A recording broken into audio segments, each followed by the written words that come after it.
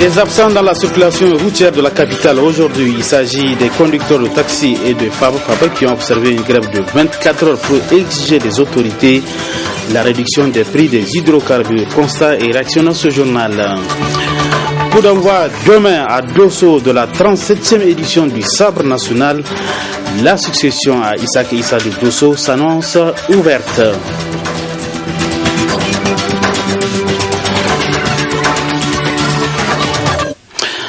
Mesdames et bonsoir et bienvenue sur cette nouvelle édition d'information sur la télévision Labari. La circulation a été fluide aujourd'hui à Niamey. Motif, c'est la conséquence d'une grève de 24 heures observée par les syndicats de transport urbain. Principale revendication, la réduction des prix des hydrocarbures. Constat de cette grève avec nos reporters Ousmane Sidikou et Abdoulaye Soumela. La menace est mise en exécution à travers cette paralysie dans le secteur des transports. Une grève de 24 heures pour exiger du gouvernement, au-delà de la réduction du prix des hydrocarbures, la résolution de bien d'autres tracasseries. La revendication principale, c'est le prix des hydrocarbures. Et par rapport au prix des hydrocarbures, il y a un engagement que le gouvernement a pris à travers Fumokoy de réduire en 2016 janvier. Et en 2016 janvier, ils ont refusé de réduire. Ça veut dire qu'ils méprisent le peuple nigérien. Nos militants sont l'objet de tracasseries de tous ordres. Policières, administratives, douanières. Partout, nous avons des problèmes. Les routes, il n'y a pas de routes. L'éclairage public, nous sommes en insécurité. Donc, tout cela, là, on a décidé. Et en commun accord avec tous les secteurs de transport. Aujourd'hui, nous sommes soudés. La politique de diviser pour mieux régner, là, on a compris ça. C'est les militants même qui sont déterminés, c'est eux qui veulent la grève. C'est pourquoi vraiment on a décidé, en ce qui nous concerne, nous les secrétaires généraux, de projeter ce préavis de grève. Un mot d'ordre à les entendre largement suivi, mais tout de même qu'ils radicaliseraient en cas de non-satisfaction de toutes leurs revendications. Aujourd'hui, si vous voyez dans la ville, notre mot d'ordre a été respecté dans tout l'étendue du territoire national. Pourquoi? Parce que, si vous vous rappelez, nous avons un protocole d'accord avec le gouvernement en date de 22 août 2012. Nous, de notre côté, nous avons respecté ce protocole d'accord. Mais le gouvernement, à notre grande surprise, elle a violé ce protocole d'accord. S'il n'y a rien de neuf, nous sommes prêts à passer à la vitesse supérieure, Inch'Allah. C'est pourquoi, aujourd'hui, vous voyez, la ville de Niamey, même pas Niamey, tout le Niger entier, ils nous ont soutenus à 100%. De toutes les façons, nous allons élargir et généraliser ce combat-là. Parce qu'on ne peut pas maîtriser le peuple jusqu'à ce point-là. Le pétrole du Niger, qui profite de ça aujourd'hui? Qui, dites-nous, qui profite si ce n'est pas ceux qui sont autour de cette affaire-là? Les clients, eux, en attendant, ne savent plus à quel sens se vouer. Impuissants, ils en paient le prix fort de ce mouvement. Mais comme l'occasion crée le larron, les Kabou-Kabou, eux, prennent la relève. Cérémonie cet après-midi à la CENI de la restitution du rapport du comité d'observateurs nationaux chargé d'intégrer les observations de la mission de l'OIF ayant contrôlé le fichier électoral. Le point avec Nasser Dantofou. Après la présentation du rapport de synthèse le 4 janvier dernier par la mission de l'OIF, il ressort que le fichier électoral de 2015 n'est fiable pour la tenue des élections générales que sous réserve de la mise en œuvre des recommandations à application immédiate indiquées dans le rapport, d'où la mise en place du comité d'observateurs. Le comité des observateurs nationaux composé de tous les groupes politiques et de la société civile et un expert de l'OIF ont été maintenus conformément à une des recommandations de l'OIF pour mettre en œuvre les recommandations sous la supervision de la CENI.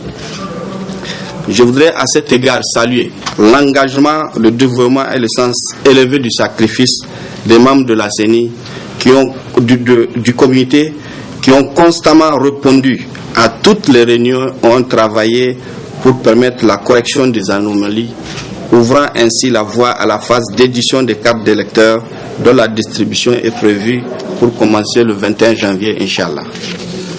Je voudrais également profiter pour souligner qu'après la correction, l'ensemble des anomalies relevées représente moins d'1,5% des 7 581 540 électeurs, ce qui confirme la fiabilité du fichier électoral nigérien. Inousaoui Drago, expert international en fichier électoral, présente le rapport de synthèse restitué. À gauche, dans la première colonne, nous avons les recommandations. Dans la deuxième colonne, nous avons la correction qui a été proposée. Dans la troisième colonne, nous voyons si la recommandation a été mise en œuvre, oui ou non. Et enfin, dans la dernière colonne, nous voyons s'il y a des observations. Si l'on prend la première recommandation, les électeurs sans date de naissance, la recommandation était de calculer la date de naissance à partir de l'âge, en prenant le 1er janvier 2016 moins l'âge qui a été donné. Est-ce que cette recommandation a été mise en œuvre? Oui. Est-ce qu'il y a des observations? Oui. Quand nous avons fini cette opération, nous nous sommes rendus compte que 9 électeurs étaient des mineurs. Et ces 9 ont été donc supprimés, comme cela a également été dit, puisqu'on a convenu qu'il fallait supprimer tous les mineurs. Il y avait des électeurs mineurs au nombre de 39 157. La recommandation était de les supprimer. Ainsi, le fichier électoral est fiable, valide et consensuel pour l'organisation des élections générales de 2016. Il reste à la CENI de prendre toutes les dispositions nécessaires pour sécuriser ce fichier électoral pour des élections libres, transparentes et apaisées. Le président de l'Assemblée nationale, son Excellence Amadou Salifou, a reçu ce matin les vœux du nouvel an des députés, membres et personnels de l'Assemblée nationale. Il y a un exercice au cours duquel les activités réalisées au cours de l'année écoulée ont été abordées dans les différentes allocutions. La synthèse avec Nafis Zakou. C'est désormais une tradition pour les députés, les membres du cabinet et les personnels de l'Assemblée nationale au début de la nouvelle année de présenter les vœux du nouvel an au président de l'institution. Une façon pour eux de témoigner leur gratitude au président Amadou Salifou pour les efforts consentis depuis son arrivée à la tête de l'Assemblée nationale. Nous avons présenté nos vœux pour que les 2 mois qui restent de notre législature se terminent en bonne forme et que nous fassions en sorte que l'essentiel des députés, les 113, là, reviennent pour la prochaine législature, que cette année 2016 soit une année de santé, de joie, de prospérité et beaucoup de réussite pour chacun d'entre nous. Le président Amadou Salifou a ramené la sérénité à l'Assemblée nationale. Nous souhaitons que 2016 soit une année aussi de sérénité, d'abord au niveau de l'Assemblée nationale. Si l'Assemblée nationale travaille en toute intelligence, en bonne intelligence, ça veut dire que notre pays tout entier, n'est-ce pas, est calme et chacun va à ses occupations. Nous souhaitons donc que l'Assemblée nationale soit calme, qu'elle travaille de manière sereine et ce faisant, tout le monde sera serein. Merci, monsieur. Le bilan 2015 de l'Assemblée nationale a été aussi présenté au cours de cette cérémonie de présentation de vœux. Le mandat s'est bien achevé parce qu'on a frôlé beaucoup de catastrophes, entre guillemets, et beaucoup de tensions, mais ce n'est que vraiment dans les règles des jeux démocratiques. Tout s'est bien terminé, ça tend vers la fin, il ne reste plus que 2 mois. Nous pouvons dire que le bilan a été complètement positif. Il y a eu beaucoup de textes qui ont été adoptés, au point que nous ne regrettons pas vraiment cette législature et nous souhaitons que celle qui commencera le 16 mars 2016 soit dans les mêmes conditions de travail que nous avions fait. Le bilan 2015, l'année 2015 plutôt, a été des plus élogieux. Tous les textes de loi essentiels dans le cadre de l'architecture institutionnelle de notre pays, tous ces projets de loi TIGE ont été approuvés ici, souvent à l'unanimité. Le budget donc 2016 a été adopté pratiquement en moins d'1 mois. Je pense que c'est une prouesse à mettre d'abord à l'actif des élus. nous sommes des agents, nous aidons les élus, donc le mérite leur revient. Comme je le dis, c'est au président de dresser le bilan de l'année. Notons enfin qu'en marge de cette cérémonie, une séance de travail a eu lieu entre le président de l'Assemblée nationale, le secrétaire général, le directeur de cabinet et le SINAPAN, le syndicat autonome du personnel de l'Assemblée nationale. Autre aspect de cette édition d'information, le palais des congrès de Niamey a abrité ce matin le lancement des travaux des groupes chargés de l'élaboration du plan d'action 2016-2020 de la stratégie de l'initiative Les Nigériens nourrissent les Nigériens, des travaux qui sont prévus durer 1 mois. Le compte rendu avec Adam Soumana. Après près de 5 années de mise en œuvre de l'initiative 3N, l'heure est pour les différents acteurs y intervenants de se pencher sur les réalisations exécutées jusque-là afin de dégager les perspectives. À cette occasion, le haut commissaire à l'initiative 3N a enlevé le rideau de cette rencontre, dressé le bilan des 5 années de mise en œuvre de la dite initiative dont il n'a pas manqué auparavant de souligner les objectifs à elle assignés. Il ressort du bilan 2011-2015 établi par le haut commissariat à l'initiative 3N que globalement, la stratégie de l'initiative a enregistré des résultats probants, tant sur le plan des réformes structurelles que sur l'amélioration de la sécurité alimentaire et nutritionnelle et aussi l'amélioration des bases productives. Parmi ces réalisations, nous pouvons citer la réhabilitation et l'aménagement de nouvelles terres pour les cultures irriguées, la protection des terres et le reboisement, la mise en œuvre des plateformes multifonctionnelles de services intégrés pour les producteurs, communément appelées maisons de paysans, la prise en charge des populations vulnérables face aux crises de toutes sortes, l'élaboration d'une politique de sécurité nationale, la création des conditions pour la mise en œuvre de la stratégie à travers les cadres de concertation régionaux et communaux dont l'expérience des communes de convergence en est une illustration. La mobilisation d'importantes ressources financières, parce qu'en fait plus de 100% des prévisions avaient été réalisées, la mise en place d'un mécanisme innovant de financement des investissements, le FISAN, Fonds d'investissement pour la sécurité alimentaire et nutritionnelle. Au vu de toutes ces réalisations, nous sommes convaincus que la mise en œuvre du premier plan d'investissement de la stratégie de l'initiative 3N, établie pour la période 2011-2015, a été un succès, même si dans certains domaines, des améliorations sont nécessaires. Poursuivant son intervention, Dr Wandeba Botoru s'est appesanti sur l'objet des présentes assises. Nous nous sommes fixés l'objectif d'élaborer et adopter le plan d'action 2016-2020 de la stratégie de l'initiative 3N, suivant une approche participative et inclusive qui repose sur l'implication des institutions chargées de la mise en œuvre de l'initiative 3N, regroupées par sous-secteur ou actions, et travailleront en groupe. L'approche participative préconisée permettra aux différents acteurs de participer ainsi à la définition des programmes stratégiques et des programmes opérationnels, déclinés par la suite en budget-programme tel préconisé pour la mise en œuvre de la directive 06 de l'UMOA, portant loi des finances au sein des pays membres. Les nouvelles orientations de l'initiative 3N pour le plan d'action 2016-2020, au nombre de 5, seront passées au peigne fin la journée durant par les participants à cette rencontre à travers 5 groupes.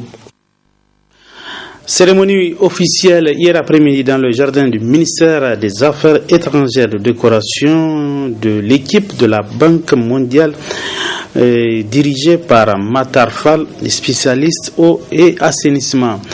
C'est le ministre de l'économie et des finances qui a présidé cette cérémonie. C'était en présence de notre reporter Nasser Dantofou. Au nom du président de la République, chef de l'État, et en vertu des pouvoirs qui nous sont conférés, nous vous élevons à la dignité d'officier de l'ordre de mérite du Niger à reconnaissance des services rendus à la nation.